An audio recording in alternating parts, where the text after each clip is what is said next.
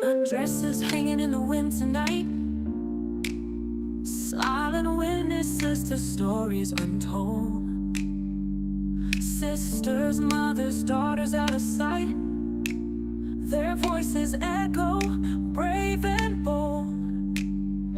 Every face upon the missing wall has a name, a dream, a beating heart. We won't let their memory fall. Each one precious from the start. They matter, every single soul. They matter, we won't let go. Stand up, speak out, don't turn away. Search for justice every day. They matter, and we'll never stop the fight.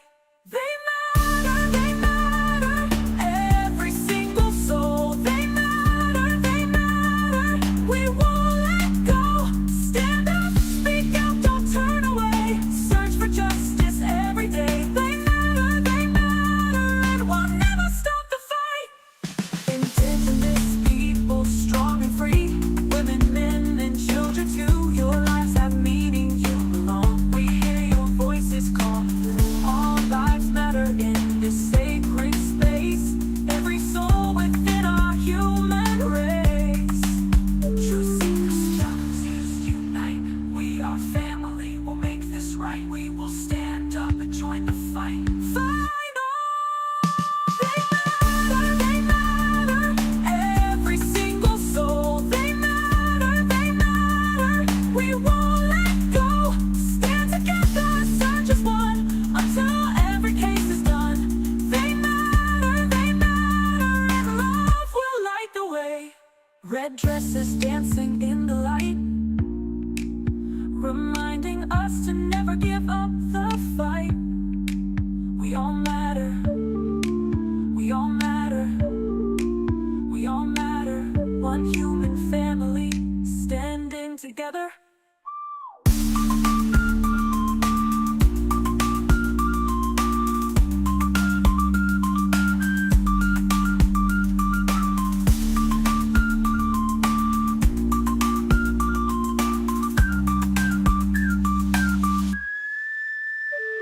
Red dresses dancing in the light, reminding us to never give up the fight.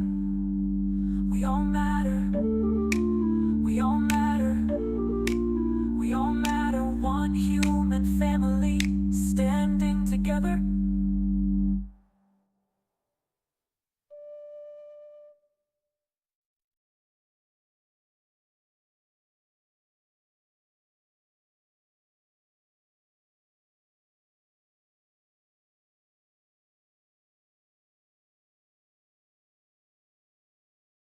Hello, everybody. Our fabulous two mods, Irish, Luna Fairy, and Fala. Thank you for being here, girls. Oh, Pammy and Southern Gal. We're going to have a nice evening. And of course, we do have a moose sighting already. For some reason, she's feeling very wanting to be in on everything tonight. I don't know what the deal is. Usually she's napping by now, but hey, girls got to do what a girl's got to do. Right, Moo? I mean, she just got done picking a fight with one of her older sisters, so now she's going to come in here and be all Miss Innocent. Of course, I've put Doc into the naughty corner because while I was in here getting my makeup and stuff, he snuck in behind me to mess with the lights. I didn't know what was happening. I thought I was, in some horror movie because someone was messing with the lights. Yes, you did. I hate being spooked. Hey, therapist, good to see you, sweetie. Moo, did you say hello to everybody? Good girl. Okay. Hey, Katrina. Good to see you, darling. One of our other lovely mods is here. And everybody, let's get started. Yes, Doc is in the naughty corner. He won't be there for long, but just Moo, leave the Q-tip alone. Oh, Lord, that girl.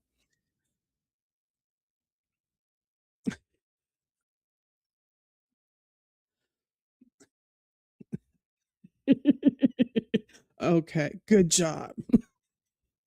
Good job. Oh, we've already had Fallon asking for her Uber. We got to adjust our lights. All of a sudden, our lights got a little bright, but we'll get it fixed. But welcome to our trial junkies, our truth seekers, and our justice warriors. I'm Z, your storyteller in the wilderness of injustice, with my ride or die doc riding shotgun as we navigate the darkness where the predators hunt and our system fails. And Doc, you're ready to ride, aren't you?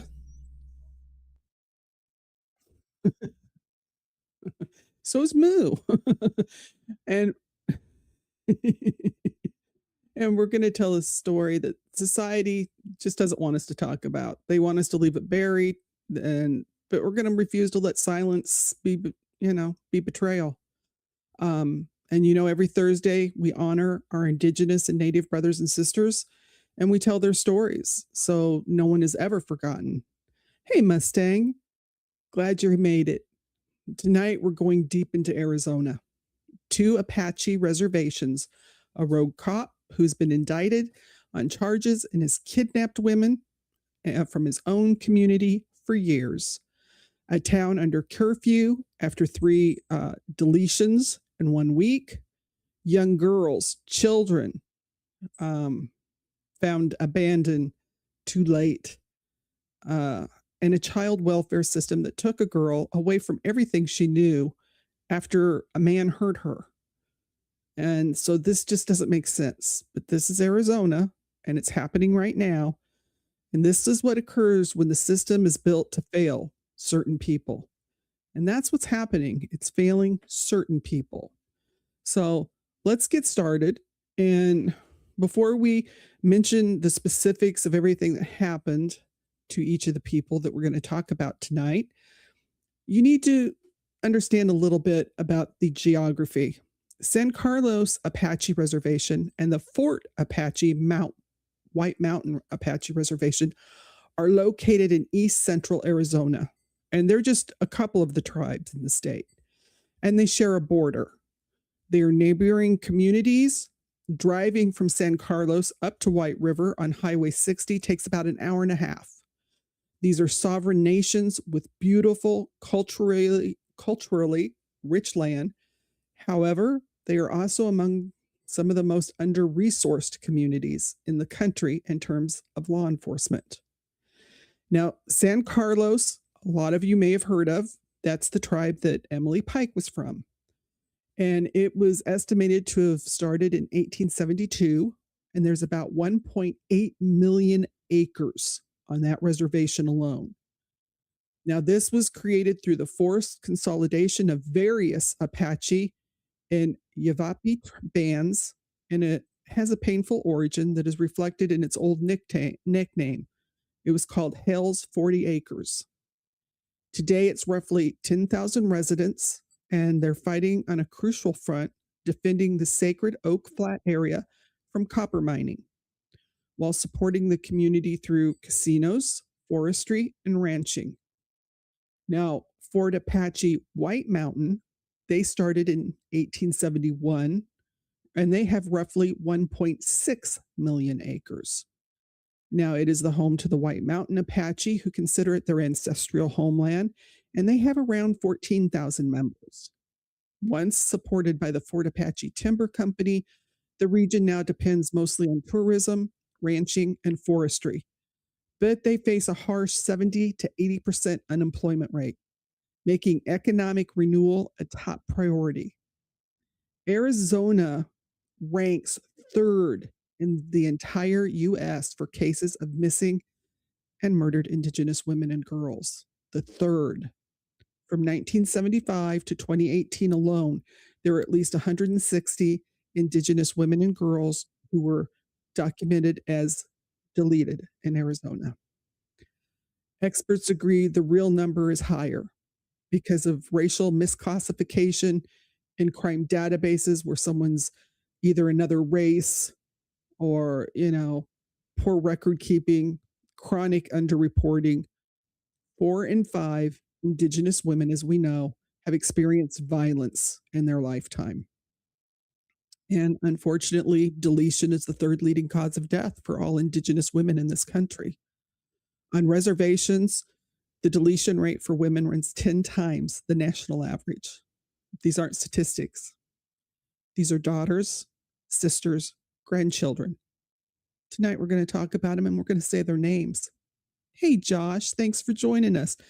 And as you can see from the picture, you guys, it's beautiful country. Beautiful. First, we're going to talk about Merkeisha Kamora de Clay. There's not enough information on this poor child, but we need to say her name, Merkeisha Kamora de Clay. She was 17 years old when she went missing from White River, Arizona. So that would be the Fort Apache Reservation on December 15th of 2023. She left home sometime between 1 a.m. and 5 a.m. She was last seen wearing black sweats, a navy blue zip-up sweater, and white Nike blazer. She sometimes wore a black beanie, but she wasn't wearing one that night. Merkeisha was white mountain Apache. She was 5'7" or 5'8", around 220. And she had black hair and brown eyes. She was a beautiful girl, had a cute smile. She had scars on both of her wrists. She was listed in NamUs. And on April 11th of 2025, almost a year ago, we learned that Merkeisha had been found deceased. Now, as of March 2026, we still have no official cause of death. It hasn't been released. Now, we know that since she disappeared in 2023 and wasn't found until 2025, it can be difficult. But, nobody is saying anything. While her remains were identified in November of 2025, investigators are keeping silent regarding circumstances, and that lack of transparency makes everybody wonder. Now, the BIA often handles these cases, and the investigation into her disappearance and death is still considered active. So that makes you think that they suspect something. Otherwise, why would it be considered active? So, Merkeisha Kamora de Clay, we say her name. And like I said, that was in 2023, 17 years old. Now, the one in the area that probably got the most attention, of course, was Emily Pike. Now, she was from from St. Carlos Apache Reservation. And we all remember Emily because she kind of refocused for a lot of people what the MMIW was about. She was only 14 years old. She was killed last year, and it brought a lot of attention. But we know she's not the only one. Like we just said, Merkeisha, she disappeared in 2023. Now, Emily was with the San Carlos Apaches Reservation and tribe. And before we discuss how she died, let's talk about the system that actually put her in danger. We found out after her death, she had been sexually abused. Not once, a couple of times. And when that abuse was uncovered, what the system did was they removed her, not the perpetrator. And people are still asking, why? Why did she get punished and have to move away from her family? It makes you wonder. I have questions. And so they took her from her family. They took her from her reservation. They took her from everything that she was familiar with. And they put her in a group home in Mesa, Arizona, 100 miles away. They moved the child, not the abuser. That's just wrong. Now, this is a pattern as old as the child welfare system. And for Indigenous children, it carries that specific layered horror because removal from family and community, it's not a neutral act. It's the echo of every boarding school, every 60 scoop placement, every generation of Indigenous children that are taken. And the state decided Emily was the one who needed to leave. They sent her to a group home far away, and they called it care. Now, we know Emily, she did run away a couple of times, but they found her quickly. She loved to draw. She loved to paint. She had a kitty back home that she loved. But while she was at the group home, she was taking guitar lessons and she met a boy she liked, I guess through the internet. And on the evening of January 26th of 2025, there was a church group that came to visit the home and she slipped out the back door to go meet up with him. Now, I have questions. Did they ever find him? Was he ever a boy? We won't know. She was 14. She had a crush. She was innocent. Like I said, she had run before. They always found her immediately, but this time was different. The group home did report her missing to the Mesa police that same evening. So we'll give him half a point for that. They get half a point. And the police entered her in the National Crime Information Center. But here's what they didn't do. They never called her mother. Think about that. Your child's in care and you don't get notified.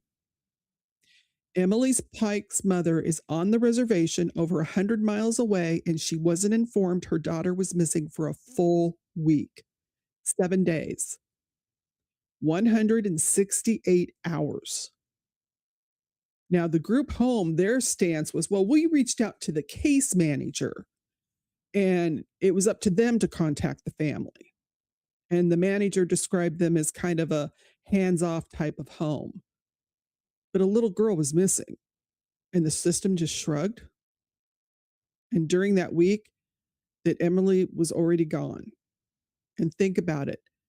What happens the longer someone is missing? Evidence disappears. I mean, that's just things like cameras that had footage disappear. So on February 14th,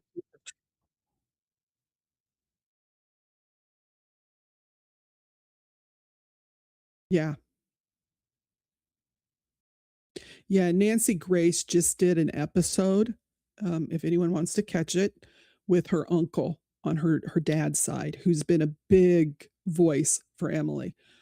And they showed it one of the times where she had run away. She ran to a park that wasn't too far away.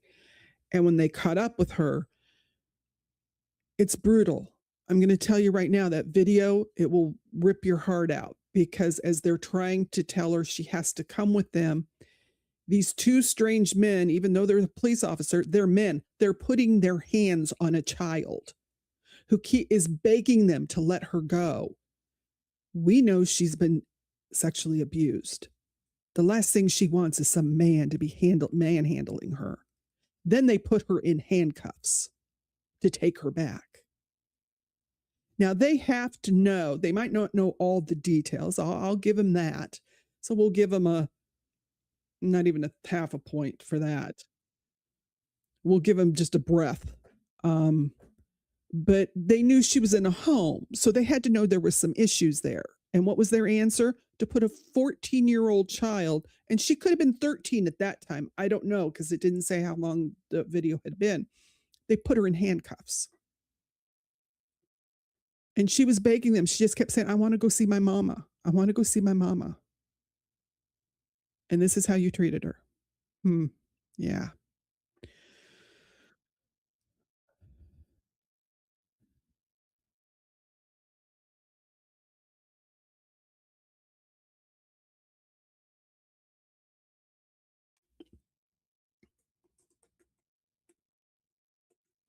Can you guys hear Doc? Because he's talking. We'll see. So on February 14th, silence. Okay. He'll work on that. Doctor said silence is not golden, so he will fix that because he's had some good insights.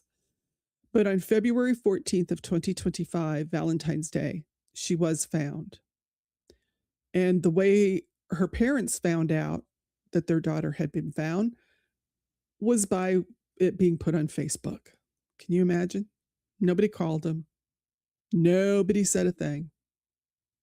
They just put it out on Facebook. Of course, they said, it was a mistake. Yeah, well, we know she wasn't found alive. And we see on this map, it shows where she was last seen in Mesa and where her remains were found. Now, her remains were discovered right off the side of US Highway 6 near Globe, Arizona. It's about 100 miles northeast of where she was last seen. It is going toward the San Carlos Reservation. Now, her roommate at the group home had believed Emily was trying to hitchhike home. So there again, I have questions. Why didn't you people contact her mother right away and say your daughter may be trying to come home? That she was heading back toward her family. So we asked, did somebody pick her up? Did somehow she reach out and make arrangements with someone to pick her up, someone that turned out not to be trustworthy? We do know that Emily, unfortunately, was dismembered. Her hands and arms were missing, which leads you to believe that more than likely there was DNA. She fought. Her body was placed in contractor bags. These are heavy-duty synthetic bags, the kind you use in construction, and left on the side of the highway like she was garbage. Now, they like to say they were garbage bags, but they weren't. And I think that's important. And I think people need to realize that these were heavy-duty synthetic construction bags, because that would help you limit who might have access to them, either if it was somebody she knew or someone she came in contact with. I mean, I am not Columbo here, but to me, that's a huge clue. Obviously. Yeah. And I think I fixed. So Can we hear? maybe, can we hear Doc? Yeah. Can everybody hear me? And so 14 years old. Oh, there we go. Okay. 14 years old, and the medical examiner's office noted there was severe trauma to her face. And the county medical examiner's office ruled that she actually died of homicidal violence with blunt head trauma. Yeah, blunt head trauma. There are injuries present. And then with what happened to her arms and hands, I don't know if they have any idea. They've never come out and said what if that happened after death. But then the decomposition from being left exposed, that would complicate their forensic picture, because, Arizona is not known for being a cool area. It's warm. They have never found her arms and hands. And investigators believe they were moved deliberately to either prevent fingerprint identification. I think more than likely it was more DNA myself, but hey, what do I know? Like I said, I ain't Columbo. But they wanted to make it harder, they said, to trace back to Emily, to whoever took her. And I think that's what it was, because I think it's interesting that they left her close to the reservation. So that makes me think, could it have been someone from the reservation that maybe she got in contact with to come take her home? Someone she met? Because I'm just trying to figure out why they took her there and so close. But a task force from the FBI's Phoenix Field Office and the Gila County Sheriff's Office formed, but it took them 3 weeks after her body was identified to get this task force started. That's ridiculous. 3 weeks? 3 weeks? Way too many things can happen in 3 weeks. I mean, if she was little Susie from the suburbs, trust me, it wouldn't have taken 3 weeks to get a task force together. I'm sorry. I call it as I see it. If she was blonde and blue-eyed from the suburbs, they would have been all over that. Oh, well, it wasn't even at that point. I mean, the news coverage wasn't even there, right? It was starting because it was so shocking. But it took them 3 weeks to get their crap together. And that's just ridiculous. And her uncle told the reporters that if she had been prioritized from the beginning, they might already have been somewhere. because surveillance footage, like I said, from the Phoenix metro area, that digital footprint along roadside cameras, along, Highway 60, all of it loses value with each passing day. It gets closer and closer to deletion. So even though Emily Pike's murder has been publicly named, her case remains open. It's not solved. In September of 2025, her father filed a wrongful death lawsuit against the Mesa Group home. The suit describes the staff as inexperienced, reckless, and negligent. It is progressing through the courts.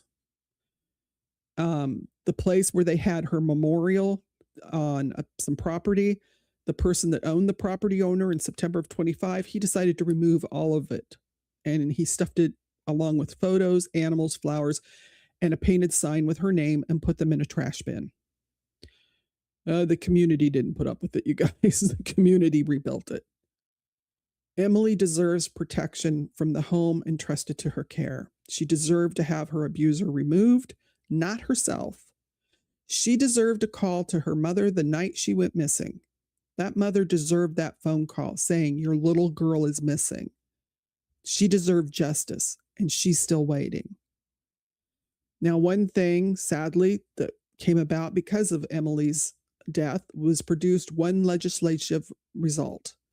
On May 13th of 2025, Arizona Governor Katie Hobbs signed the House Bill 2281, Emily's Law, creating the turquoise alert system specifically to notify the public when Indigenous people go missing under endangered circumstances. It's a step, okay? We'll give them a half a point here, but we will not diminish it. However, the problem is that the turquoise alert has specific criteria for activation. Children, if they get labeled as a runaway, often stop using that. They fall into that criteria. They don't get counted. And that same label delayed the response to Emily Pike, remains a factor that can slow down the process. So if a child is considered leaving voluntarily, the alert might not activate automatically. Now, before Emily's Law, Indigenous youth were not even included in Arizona's Amber Alert system. I mean, why not? They were children. I mean, I am not a brain scientist here, people, but come on. If a child is missing, why? I don't care what color they are. I don't care if they're aliens that come in Fala's Uber. If a child is missing, they should be included. But that's what we're working with. An alert system that by design did not cover them. A tool is not a solution. The solution requires resource, training, and a complete dismantling of the assumption that Indigenous children who go missing chose to disappear. This week, there was a case up in Detroit of a young girl that voluntarily, like I'm always telling you guys, she went out to meet someone. He kidnapped her. She probably thought she was meeting a young teen boy. She met some old dude, and he kidnapped her for 10 days. You know what helped get her home? Is instead of them just tacking on she's a runaway, they started advertising her as a missing person. The dude freaked out, and after 10 days, he let her go. So he got worried. But if they had just said she was a runaway and not done that, she might still be captive. We have got to stop using the word runaway. I don't care if they leave voluntarily. They're children. They can leave voluntarily and then get in a mess of trouble. We need to look for them. Because they're always, you can always classify them as a missing person. Exactly. Runaway is still missing. That's an archaic term, really. It is. Yeah. If they're not with you, then they're missing. And I don't care if someone has done this numerous times. It doesn't matter. They still need to be looked for. And when the police make the comment, well, it's just a lot of work. Well, what is your job? Put the donuts down.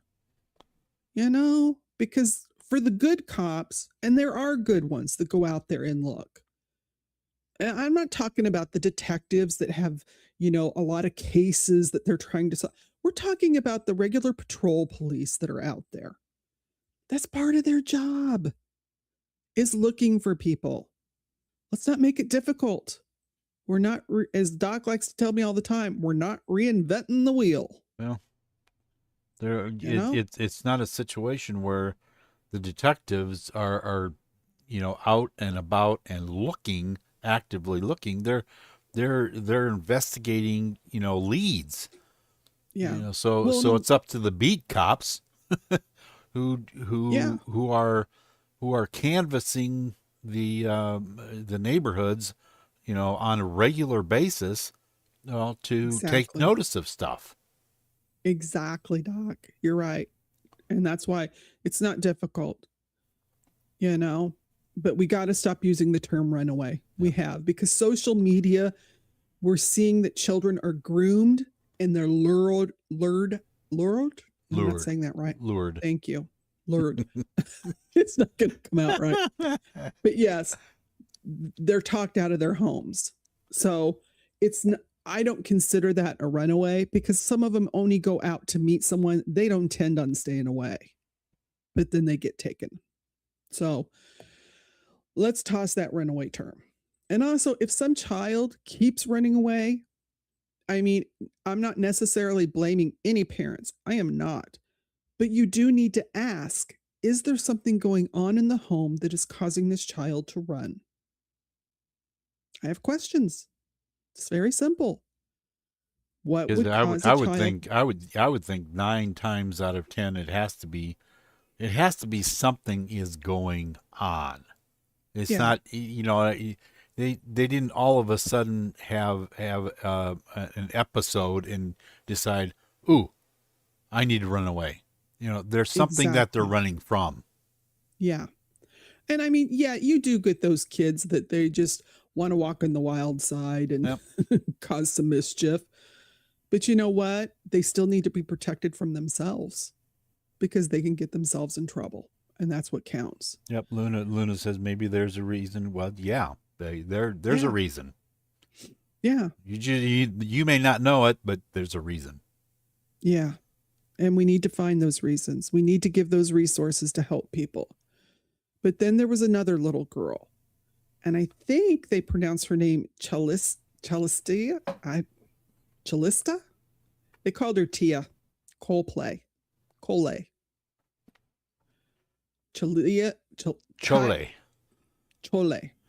Okay. And they called her Tia. We'll go with Tia. I can pronounce that. But on October 16th of 2025, a 16-year-old White Mountain Apache girl named Tia Chole disappeared from the Fort Apache Reservation. This is the reservation right next door to where Emily Pike was from. This is the Fort Apache Indian Reservation. And she loved art and drawing. These girls were all artistic. She enjoyed spending time outdoors. Now, the night she went missing, she had left to go to a friend's house, but didn't arrive. On November 3rd of 2025, 18 days after she went missing, human remains were found near Knott's Landing, the community in White River, Arizona, less than a mile from her home. The victim was described as tall, with a slender build and long brown hair, wearing a tan t-shirt, black and white plaid pants, and a black high-top sneakers. Tia's mother, Lula, said that when she heard the White Mountain Apache police announce the discovery of human remains, she called immediately. All she wanted to know was whether the remains were female or male. They told her female. By November 6th, they had ID'd them and was confirmed they were Tia's. Now, Tia's family has a direct question. She never got the turquoise alert that got put into effect after Emily's death. Why did Tia not get it? She wasn't a runaway, as they would term it. She had gone to a friend's house and didn't make it. Why did the alert not work? Emily's Law had already been signed in when she went missing. So the system was there, but it didn't trigger. And they have not received a sufficient answer to that question. Because the alert is only as good as if they use it. Hello. In November of 2025, Tia's family issued a statement saying law enforcement had notified them of an arrest, a juvenile suspect not connected to the family. But the BIA, or Bureau of Indian Affairs, released a concurrent statement saying no arrest had been made. Hey, Semi. So the case remains under as active investigation. So we have a discrepancy between what a grieving family got told that, hey, we have someone, and the federal government publicly stating that was never fully clarified in the press. And the BIA stated there was no indication this is connected to a serial offender. Of course, every time you have multiple deletions like this, they just want to start, oh, it's not, a serial offender. And they're approaching the case with thoroughness and objectivity. Well, if you're doing an with objectivity, you would have to even look at that as an option. I'm sorry. Just saying. Tia's family wanted more than just bureaucratic language, and I don't blame them. They wanted answers. And so far, no charges have been publicly filed. I checked right before we went on air. None have been filed, but the case is still active. So here we have young 16, her life gone. This is ridiculous. Now, we'll touch on Molly a little bit. This is 8-year-old in Malika Boone. They called her Molly. She was 8 years old and living in the coal mine community on the Navajo Nation near Tuba City. And it's further up into Arizona. And you'll see in just a few seconds here why I included her. Hey, Surf Girl, good to see you. On the evening of January 15th of 2026, she was reported missing from her home. She'd been playing in her front yard. The community searched. The next morning on January 16th, they found her in a field within the Coal Mine Navajo Housing Authority neighborhood.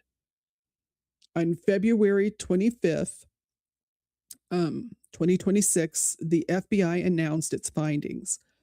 They think Malika actually was hit by a vehicle on Cedar Loop Road between 5:50 and 6:20 p.m. on January 15th. They think it was a larger vehicle, possibly a pickup truck. The FBI suspects the driver may not have realized they hit something, and the FBI is offering a $25,000 reward for information in Malika's case.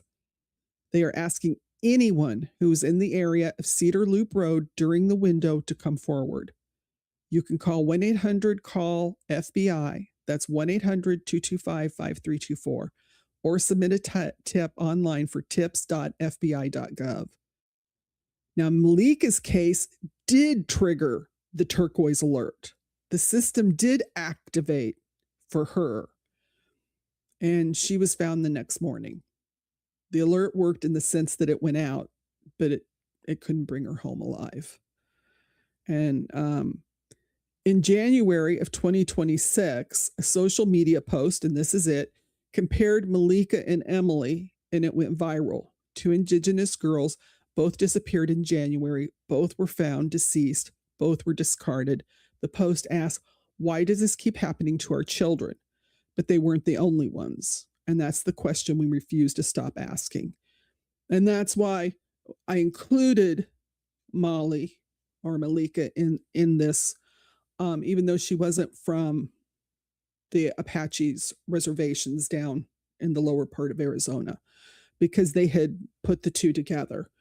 But that's why I brought out some other cases of young girls that were from that area that have also been found deceased, because they need that attention. But now we're going to talk about something a little different that's going on in this reservation. And this is Carl Eugene Leslie. And we need to talk about the badge, because while this community was grieving and searching and demanding answers, There was a man who wore a badge for nearly 2 decades, and he was doing the opposite of protecting them. Carl Eugene Leslie is 42 years old. He's a he's from the White River, Arizona area reservation. He's a White Mountain Apache. He's been on the force from April of 2007 through June of 2024. So he was on the force for 17 years. He served as law enforcement with the White Mountain Apache Tribal Police Department on the Fort Apache Indian Reservation. Okay? He was arrested on December 23rd, 2025. A federal grand jury issued a 15-count indictment against him. I read it. It's disgusting. Hey, Frank. On January 7th of 2026, the FBI arrested Carl Eugene Leslie in Canyon Day on the Fort Apache Indian Reservation. He is currently in federal custody. The charges are aggravated SA, kidnapping, including 1 count of kidnapping a victim under the age of 18.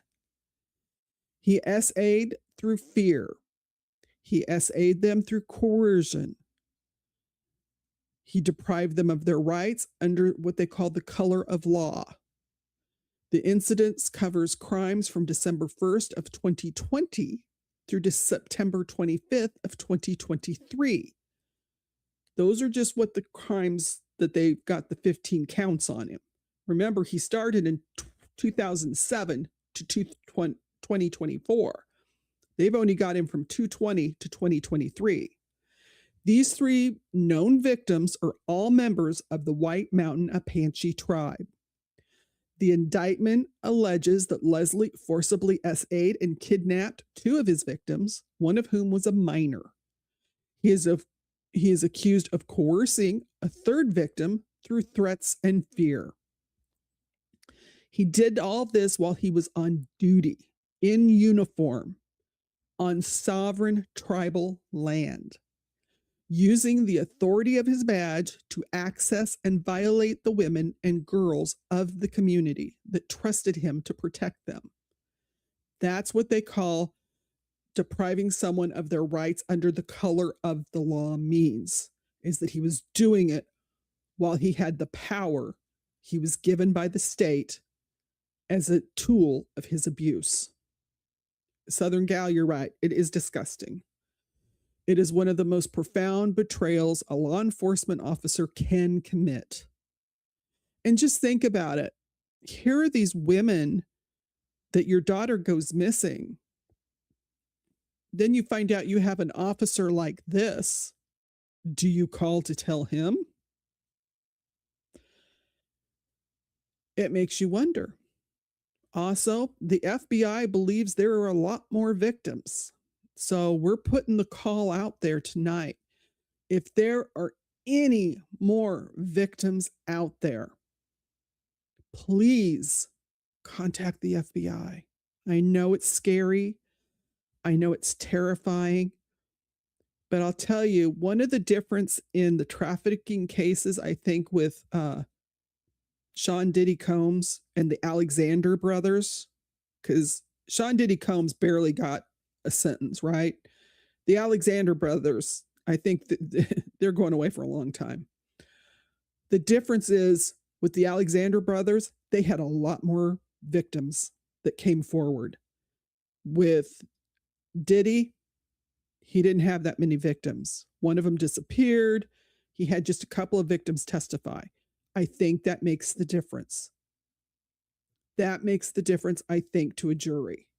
The more people that come forward that can point at the person and say, this is what this person did to me, it helps all of the victims. And so Leslie's known potential timeline of victimization stretches, like I said, from 2019 through June of 2024. But he started his career in 2007. Who knows how long he's been doing it? The FBI special agent in charge is Heath Janke, and he said, we believe there are more victims out there. There's no preclusion of a victim coming forward, no matter how far back it may have gone. If you're a member of the White Mountain Apache community and believe you may have been victimized by Carl Eugene Leslie, please come forward, even if it's anonymously. Call 1-800-CALL-FBI. That's 1-800-225-5324. Or you can even go through their portal at fbi.gov. So please, if you were a victim, don't be scared. Numbers help. The more of you that can gather, support each other, it helps. Hey, Stormy, thanks for coming, darling. So if he's convicted on all of the counts, because like I said, there's 15 counts in that indictment, he faces up to life in prison and a $250,000 fine. The kidnapping of the victim under 18 carries a minimum of 20 years. That's the minimum. The case number is C as in cat, R as in Robert, 2025-08232. Prosecutors Demetria Sampson in Flagstaff and Lindsay Short is in Phoenix. Please reach out to them if you know of someone or you are a victim of this sleazebag, because he needs to go away. No plea deals for predators. We don't believe in plea deals for predators here. But now let's also talk. We're going to go back to San Carlos, where the reservation where Emily was from. Okay.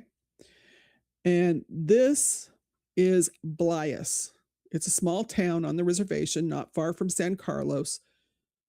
And this community is fighting its own war.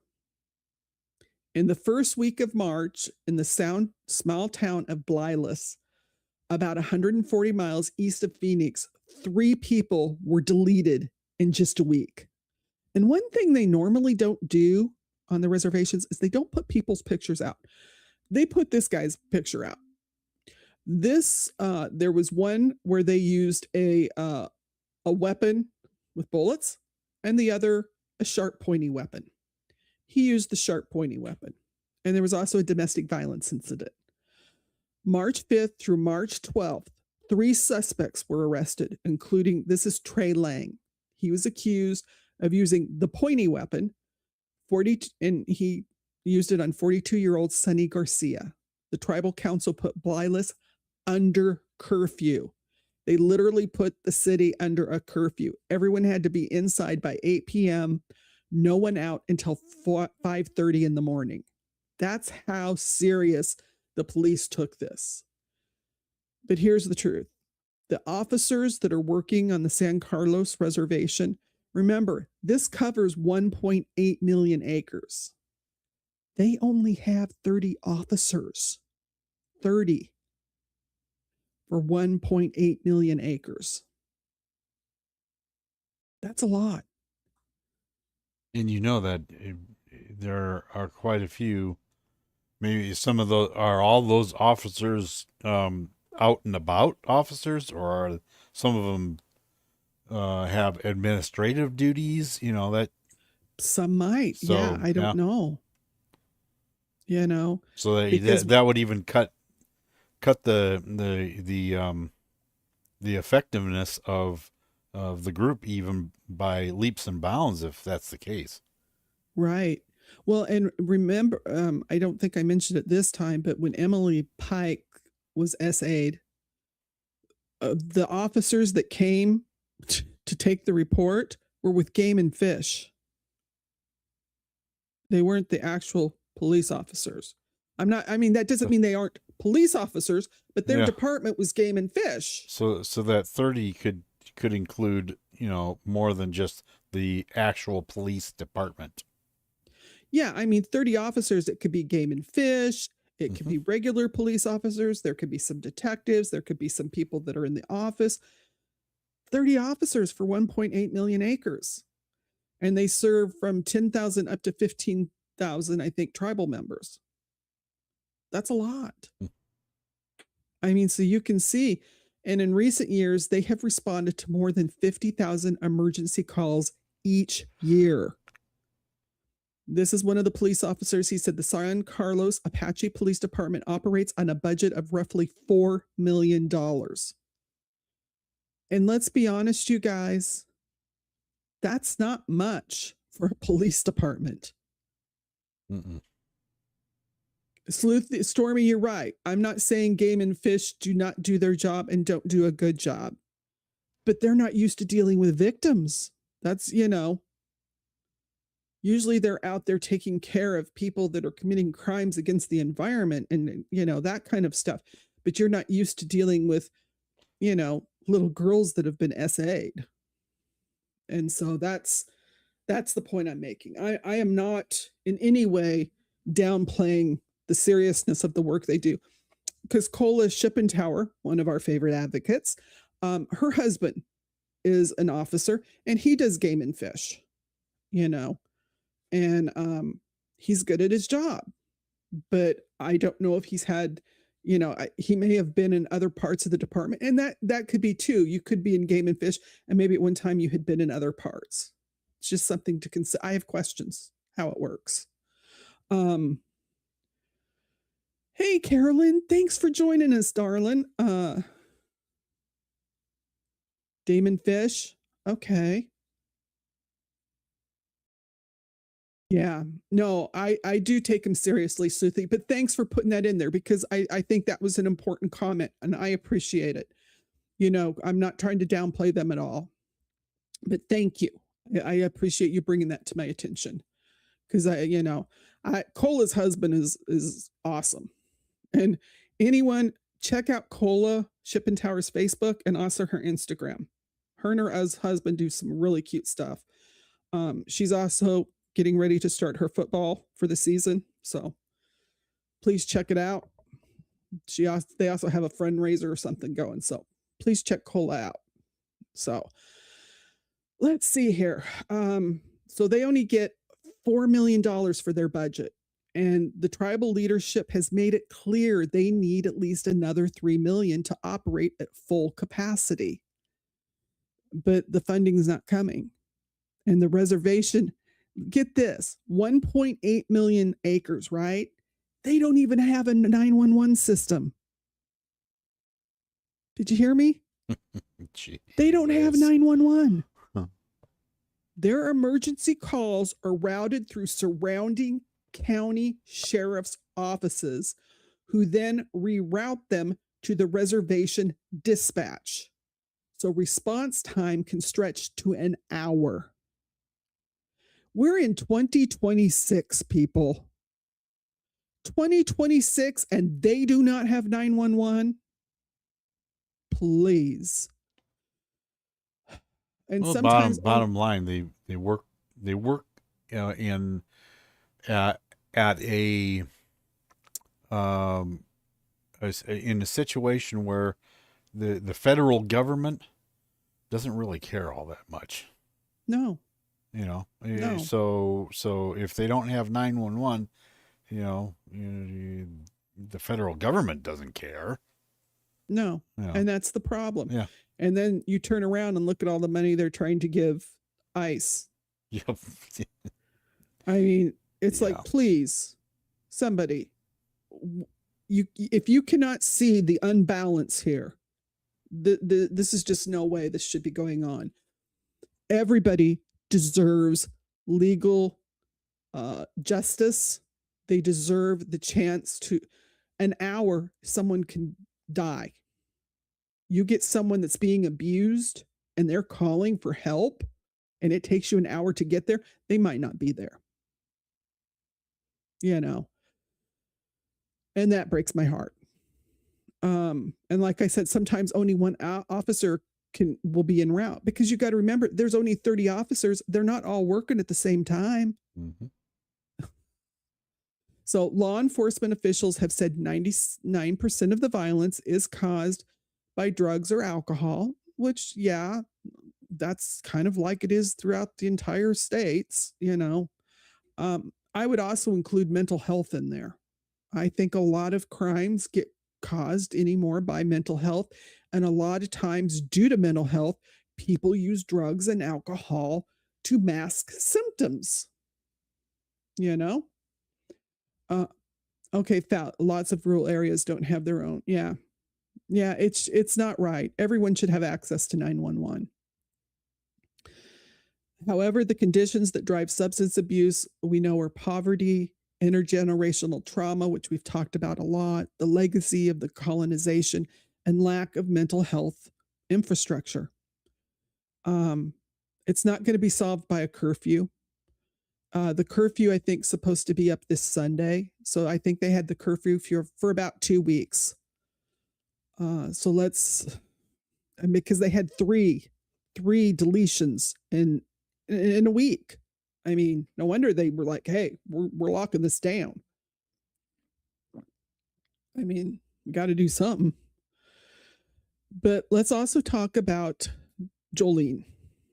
And as this curfew is going on, Jolene is still waiting for her brother's killer to be brought to justice. Her brother, Ray Preston, was 53 years old. He was a gay, or most natives, they call it a two-spirit person, and he was a double amputee. And he was found stabbed to death in his home on the reservation last August. His case is still open. The San Carlos PD says they are actively investigating and welcome any tips. Okay. But Jolene told reporters, we feel sad, we feel frustrated, we feel angry. There's just nobody we can talk to. She calls the investigation weak, the investigators weak. Of course, the department's pushed back. Their chief said they've asked for help, and they're right that asking for help isn't a weakness. But asking for help is not the same as getting it, and getting it is not the same as it being enough. Now, one of the things that he said that really kind of irritated me, because the family feels because he was two-spirit or gay, that he was, it was a hate crime. And they were like, well, we don't think it was a hate crime because we didn't see any signs or anything, like bad things being said. It's like that. Just because someone doesn't write on the walls gay slurs doesn't mean it's not a hate crime. What are you, a moron? Please. I mean, it's just, I feel so sorry for her because she just wants justice for her brother. And one of the things, you guys, they took his fake legs. He was a double amputee. His legs are missing. Why? I have questions. What is wrong with those people that took them? Those are disturbed people. I mean, this poor man, my heart goes out to Jolene because her brother deserves justice. Everybody deserves justice. But now we're going to look at some missing posters because, we do this on every episode. Remember, you can save a life. Remember these faces. Some, like I have always tell you, leave voluntarily, but then they get in situations where they can't come home. Others, they don't have a choice because there is human trafficking, and missing persons cases happen everywhere. And victims often go unnoticed, and the person you pass could be someone's missing family member. Trust your instincts. If you recognize anyone from today's case, or you see something that just doesn't sit right, don't assume someone else is going to call. You do it. If you're just too scared to call the cops, we have an email. Tips, 4, trialjunkiesunited@gmail.com. We'll pass along any information about a missing person or individual in danger. Even the smallest details help. If you want to add a missing person so that we make sure we comment on them on one of our shows, just go ahead and send us an email at trialjunkiesunited@gmail.com. You have the power to save a life. Use it. Now, this is James. Whoops. What did I do? Well, I've been known to do that before. Okay. Just 1 second here, people. Did you go forward too far? Yep. I went forward too far. I do that kind of stuff. I don't mean to, but it happens. But I need to move it back? No. No. You're in the right place now? Okay. Yeah. All right. Yeah. Okay. Sometimes I discombobulate. You know me, I like to push buttons and stuff. Mhm. Don't. You're enjoying that way too much. Yeah. Now you say nothing. I say nothing. Okay. So let me see here. Where did I go? Okay. There we go. So our first one is James Daniels Jr. Okay. He was 42 when he went missing. It was 5 years ago, so he'd be around 47 now. He's been missing since August 21st of 2021 from Teton County, Wyoming. He has brown eyes and brown hair. He's 5'11". He weighs around 185 pounds. He's known to wear kilts. That's why I included a picture with him in a kilt. And drives a white box truck that says Liberty Distribution on the sides and Got Milk on the back. He was helping a friend move to Mississippi, and they traveled in 2 different vehicles. And the friend went to get a tire fixed because they got a flat tire. So James stayed behind in his truck with his dog. And I guess for some reason the guy had to spend the night because the next day when he returned, James was gone. He was last seen wearing jeans and a white t-shirt. He has tattoos on his back that say Daniels. Contact Teton Sheriff's Office at 307-733-2331. Its case number is S as in Sam, O as in Oscar, 2109000004. Yavapai County Sheriff at 928-771-3260. Case number for them is 21-000133. So him and his dog are missing. He needs to get found. Oh, that's okay, Stormy. You go get some rest, honey.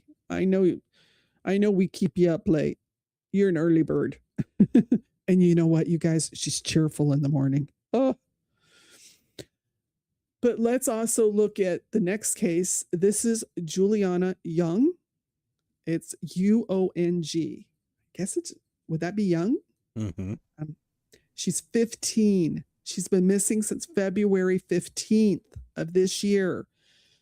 The location that she's missing from is in Lakewood, Colorado. She was seen at 3:20 p.m. on foot in the 2500 block of South Sheridan Boulevard. And she's with the Ogallala Sioux tribe. She has black hair, brown eyes, 5'5". She weighs around 100 pounds. She was last seen wearing some black and red pajama pants and a black top. She has a gold necklace with her name spelled out. She has her identifying marks are right nostril piercing and a tattoo of cherries on her left hand. They think she could have gone to the Denver area, but they're very concerned about her safety. So contact the Lakewood Police Department at 303-980-7300. Remember, with all of these, you can even call 911 too. Okay. Yes, we know Stormy's hyper when she wakes up. Now, this is Paston Shuriz. She's 28. She's been missing since March 19th of 2026 from Scottsdale, Arizona. And she was last seen north of Dobson Road and East Jackrabbit Road. Her family is extremely concerned for her safety. She's 5'3" and 146 pounds. She has dark brown eyes and dark brown hair. She has a tattoo of a pearl on her left arm. She has pierced ears. She was last known with gray sweatpants, a pink crop top, and black and white Vans. Contact the Salt River Police Department at 480-850-9230. Or you can call Missing in America tip line of 1-844-MIA Lost, or it's 844-642-5678. Remember, with any of these, if you see them in another area, you can always call 911 too. So don't forget that. Our last missing person is Paul Goodman Begay. He's 36. He's been missing since March 10th of 2026 from Shiprock, New Mexico, the Dilcon district. Now he's 6'2". He weighs around 235 pounds. He has brown hair or black hair, brown eyes. He's missing person with a disability because they say he's diabetic and he does have seizures. He is known to frequent the Shiprock Bridge. He is homeless. That still doesn't mean he should not be looked for. He needs to be found. He does have a history of drugs and alcohol and has severe mental illness. And none of that matters. He needs to be found. Paul has a red and blue water bird tattoo on his left calf and a heart tattoo on his left hand. He's missing his front teeth. Please contact the Navajo Police Department at 928-657-8075. Let's get these people found. Let's get them home. Tonight, we did cover a lot of ground because some of these cases didn't have a lot of information, so I kind of put them together. But they are not separate stories. They all kind of combine because they're the same area. A child was abused. Instead of removing the abuser, they take her out of the home. Then she ends up in a group home 100 miles away from her family that she went missing from. And nobody called her mom for a week. She's eventually found dismembered on the side of a highway with her hands and arms never recovered. Her killer has never been identified. Another girl, 2 years older, went missing from her reservation and was found less than a mile from her home. An 8-year-old was struck by a vehicle and left in a field. A 17-year-old disappeared in the middle of the night and was found deceased more than a year later. A police officer essayed and kidnapped women of his own community for years before anyone stopped him. I praise the women that came forward. That took courage, and we stand with you. And if anyone else was a victim of his, please come forward. And the departments responsible for protecting these communities are doing so with the San Carlos Department, 30 officers, 1.8 million acres, no dedicated 911 system, a budget millions of dollars short of what they actually need. Now, the Fort Apache Reservation, they have 1.7 million acres. They don't list how many officers they have. Arizona ranks 3rd in the nation for missing and murdered Indigenous women and girls. It's no accident of nature. It's a policy outcome. It results from decades of underfunding, jurisdictional chaos, and a child welfare system that punishes victims, and a society that has either explicitly or implicitly decided that these lives are worth less, and they're not. Emily Pike matters. This is Malika Boone matters. Molly. This is Merkeisha Kamora DeClay. She matters. This is Chalista Tia Cole. She matters. Ray Preston. He mattered.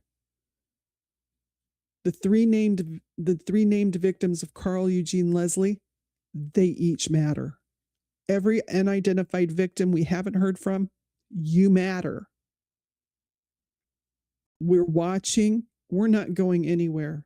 We're going to keep telling the story. And this scumbucket, let's hope they get more and more to where he goes to jail and never gets out, because we don't want plea deals for predators.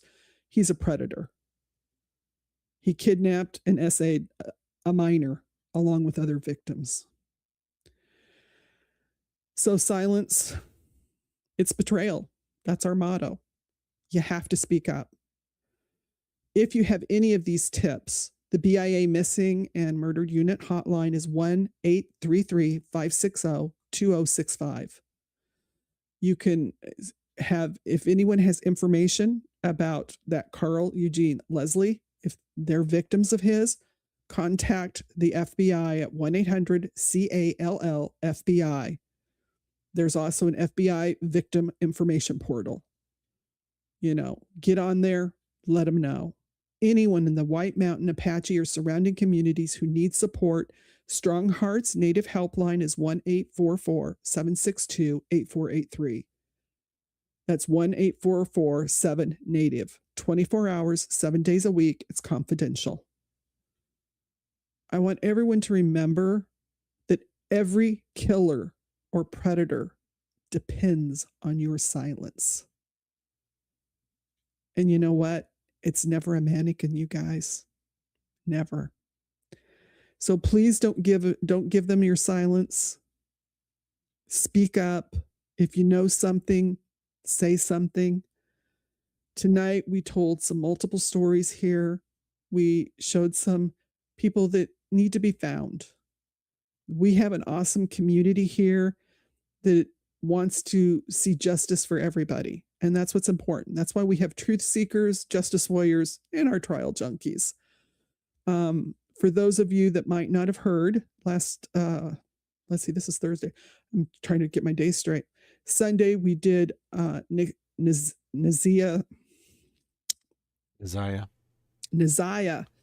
Harris's case. Mm-hmm. And we talked about the sloth that took her life. Well, guess what? He took the chicken way out.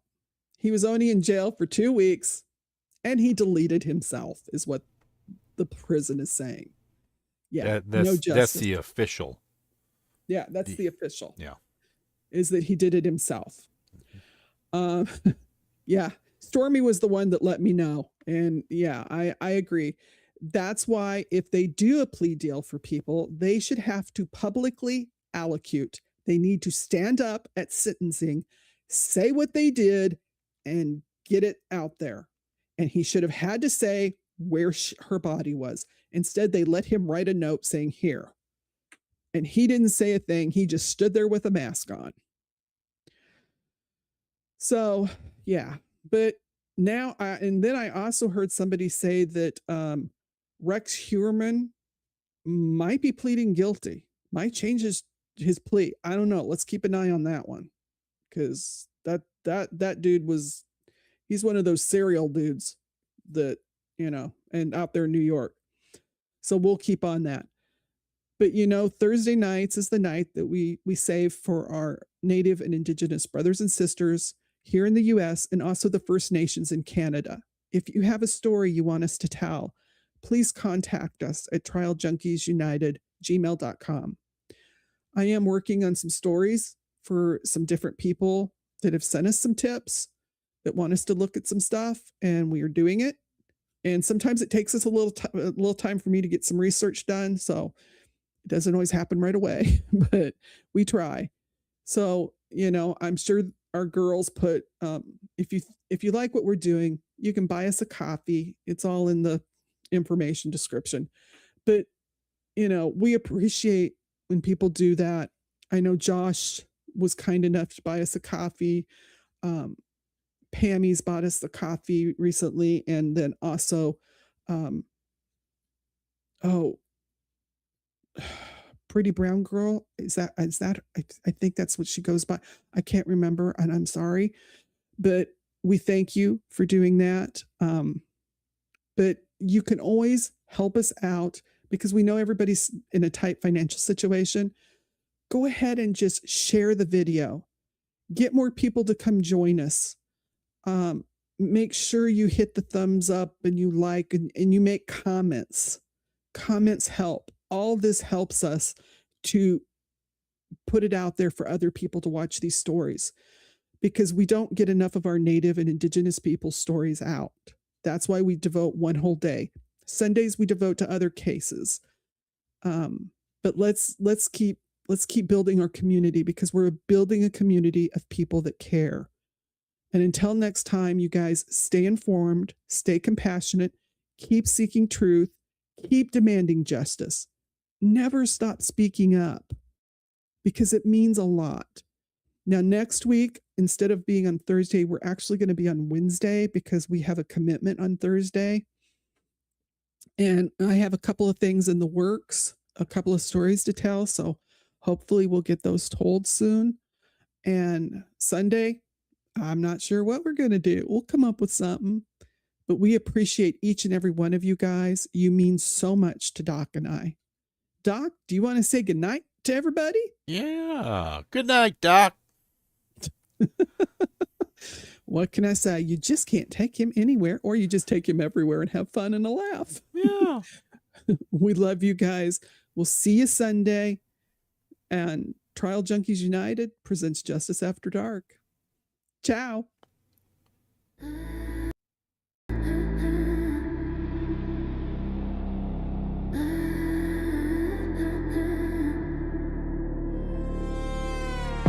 Greetings, truth seekers and justice warriors.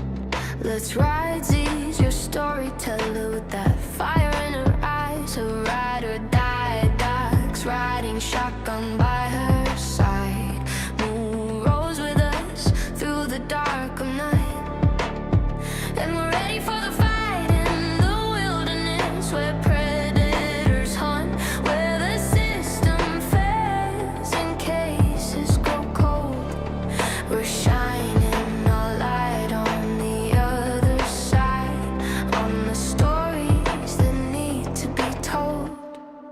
Welcome to Justice After Dark, where cold cases never rest. Every name deserves to be heard, from the missing to the murdered, because even in darkness, justice needs a voice. Join the story, make some noise. Justice belongs to everyone. We bring it to light. Through cold case files where time stands still, indigenous voices echo from the void. The forgotten names, we still remember them. We won't ignore any missing souls. Building bridges, breaking walls, answering justice's call. One community, one voice. In the darkness we rejoice, sharing stories left behind, every truth we can find. Welcome to Justice After Dark, where cold cases never sleep. Every name deserves to be heard, for the missing and the murdered, because even in darkness, justice deserves a voice. Join the story, make some noise. Justice belongs to everyone. We bring it to light. So buckle up, trial junkies, truth seekers and justice warriors. The road ahead gets bumpy as we guide you through another set of stories that need justice. Welcome to Justice After Dark. The adventure starts now. One community, one voice.